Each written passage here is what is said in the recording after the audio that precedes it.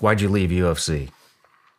When my heart got broken in the fight with Yoel Romero, I knocked him out at the end of the second round. Michael Bisping's the champion. Michael Bisping's last loss was to me. I beat the brakes off of him for 25 minutes.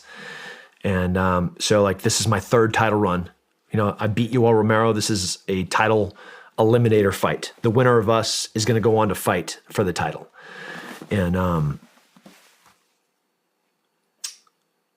he, through a variety of mischievous and cheating mechanisms, is able to, he gets saved by the bell at the end of the second round, blow some big punches into him up against the cage. John McCarthy pulls me off him. And, I'm like, did he get saved by the bell, or is that the end of the fight? Did John touch me after because if John touches me before the bell, then I won. If he touched me after the bell, then, and I'm blasting him, and he's just like, he's out. He crumbles to the ground. And I was like, oh, okay, that was the round. So I go back to my corner, and I'm sitting there, I'm pacing back and forth, just looking at Yoel Romero as he's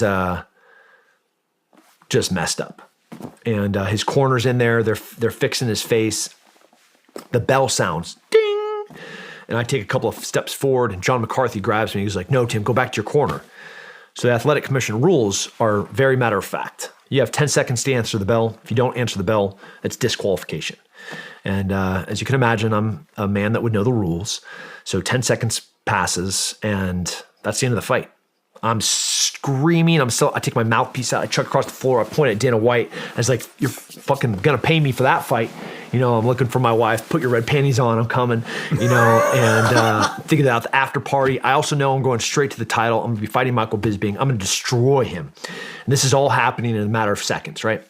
10 seconds happens, 15 seconds happens, 20 seconds happen.